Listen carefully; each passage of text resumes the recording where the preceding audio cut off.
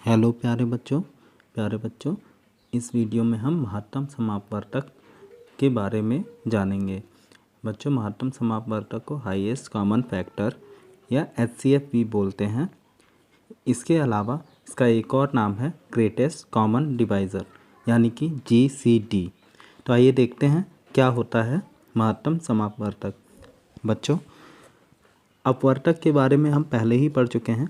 अपवर्तक को गुणनखंड भी बोलते हैं। क्या बोलते हैं बच्चों? गुणनखंड। ठीक, तो यहाँ पे दे रखा है समापवर्तक यानी कि सम प्लस अपवर्तक यानी कि बराबर अपवर्तक या समान गुणनखंड। बच्चों, जब हमें कुछ संख्याएं दे रखी होती हैं और उनका महत्तम समापवर्तक निकालना होता है तो इसका मतलब हमें उन दी गई संख्याओं के जो कॉमन अपवर्तक हैं, उभयनिष्ठ अपवर्तक हैं, उनमें से सबसे बड़ा अपवर्तक छांटना होता है। माना बच्चों, हमको 12, 18 और 24 का महत्तम समापवर्तक निकालना है। तो बच्चों, इसके लिए हमें इन संख्याओं के सभी अपवर्तक लिखने होंगे यानी कि सभी गुणनखंड लिखने होंगे। तो 12 के सभी गुणनखंड लिख लेते हैं। इसके बाद बच्चों 18 के सभी गुणनखंड लिखेंगे।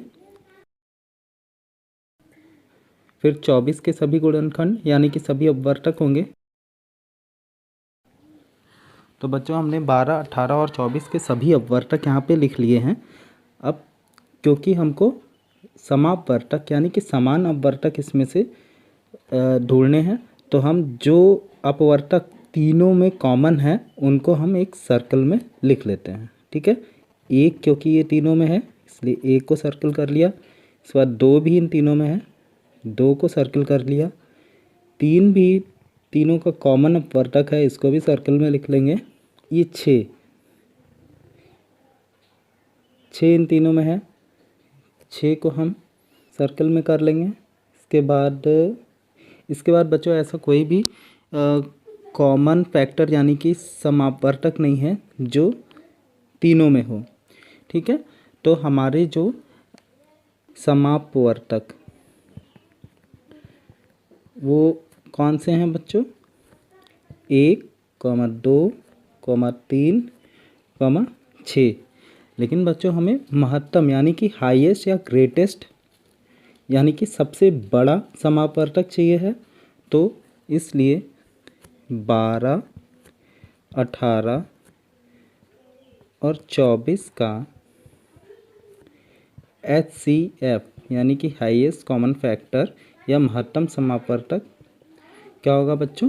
इनमें से सबसे बड़ा 1, 2, 3 और 6 में सबसे बड़ा जो समापवर्तक है वो कौन सा है? वो 6 है। तो इसका HCF क्या हो जाएगा?